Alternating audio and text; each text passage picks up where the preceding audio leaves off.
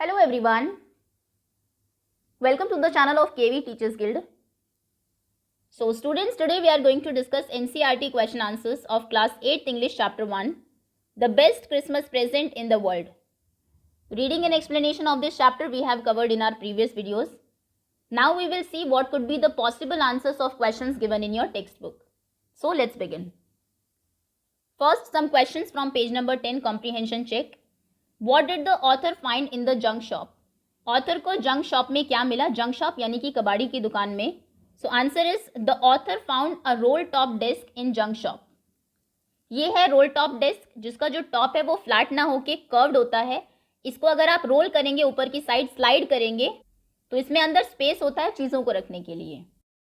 सो author को एक role top desk चाहिए भी थी. अगर वो फर्स्ट हैंड लेता तो वो बहुत कॉस्टली थी, इसलिए उसने second hand role top desk को ले लिया जो कि उसे जंक शॉप में मिली थी. Second question is what did he find in the secret drawer. उस रोल टॉप डेस्क में एक सीक्रेट ड्रॉर थी, ऑथर को उसमें क्या मिला and who do you think had put it in there. आपको क्या लगता है वो चीज़ वहाँ पर किसने रखी होगी?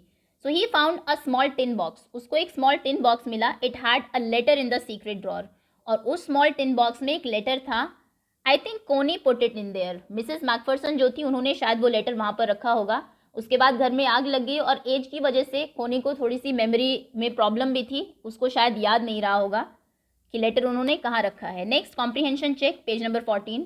Who had written the letter. वो लेटर किसने लिखा था? टू होम, किसको लिखा था? एंड व्हेन, कब लिखा था? सो किसने लिखा था? John McPherson had written the letter.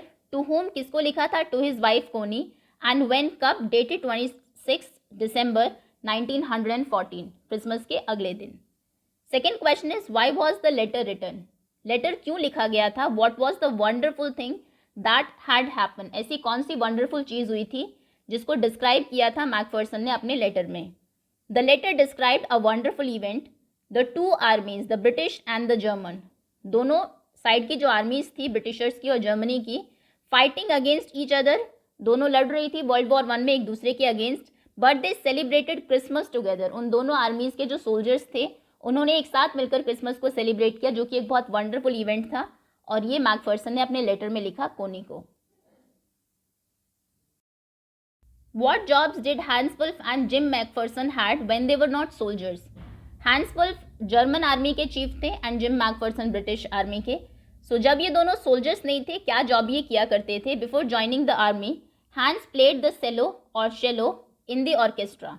वो शेलो बजाया करते थे ऑर्केस्ट्रा में. शेलो वायलिन जैसा ही एक इंस्ट्रूमेंट होता है. And Jim was a teacher, और जिम एक टीचर थे. Fourth question is had Hans Wolf ever been to Dorset. क्या हैंस वुल्फ कभी डॉर्सेट आए थे? डॉर्सेट ब्रिटेन में एक जगह का नाम था. वाई डिड ही से ही न्यू इट. तो फिर उन्होंने ऐसा क्यों कहा कि वो उसे जानते हैं? So no, Hans had never been to Dorset. Hans कभी भी डॉर्सेट नहीं गए थे. He had only read about Dorset in Hardy's novel far from the madding crowd. Far from the madding crowd उनकी फेवरेट बुक थी जिसको कि John Hardy ने लिखा है. सो उसमें डॉर्सेट के बारे में बताया गया था. उन्होंने वहाँ पर डॉर्सेट के बारे में पढ़ा था, इसीलिए उन्होंने कहा कि डॉर्सेट को वो जानते हैं. Fifth question is do you think gym McPherson came back from the war. क्या आपको ऐसा लगता है जिम मैकफरसन वॉर से वापस आए होंगे? And how did you know this. क्योंकि चैप्टर में इसके बारे में कहीं लिखा नहीं हुआ.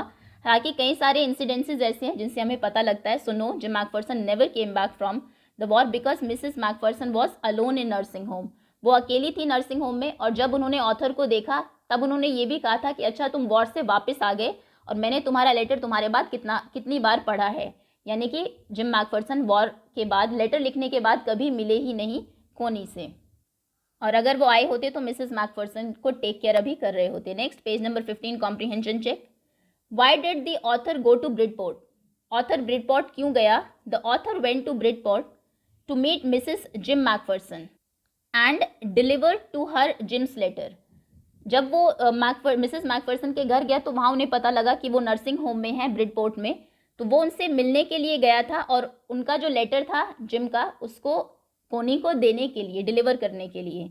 Second question is how old was Mrs McPherson now. Mrs McPherson अभी कितने साल की थी?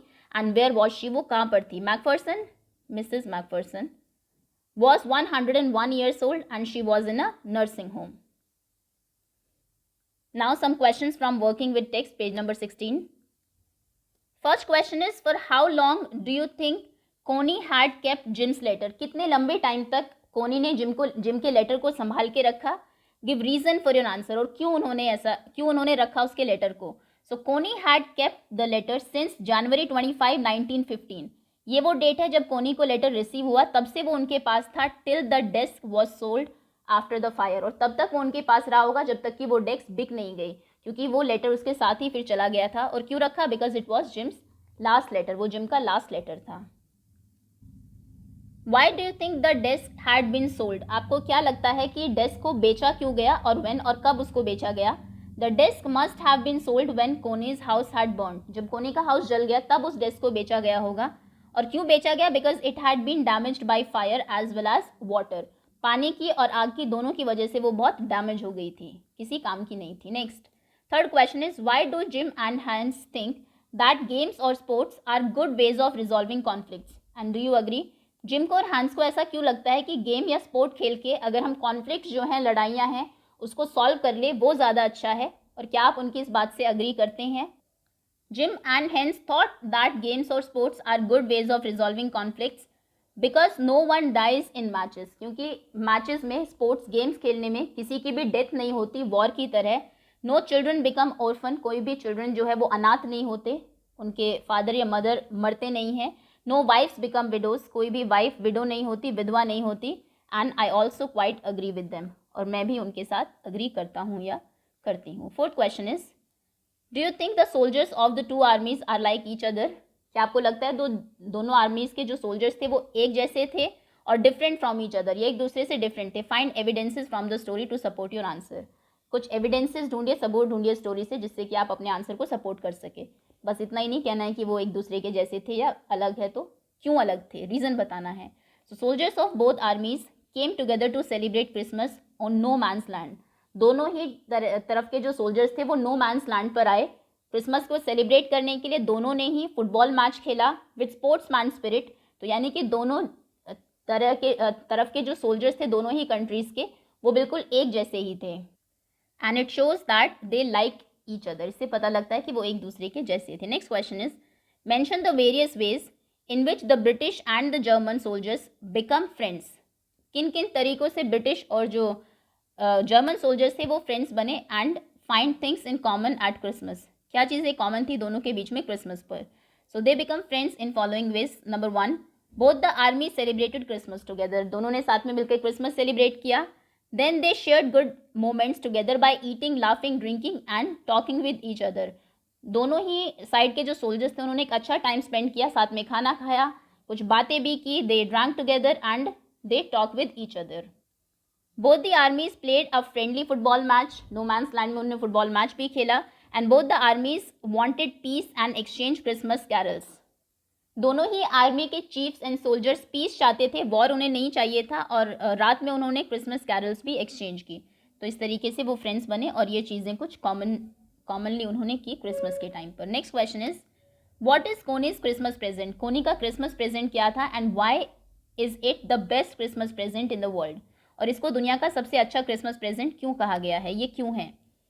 कोनी thought that gym had come back home from war, जब ऑथर को उसने देखा उस लेटर के साथ तो कोनी को लगा कि शायद जिम वापस आ गया है वॉर से.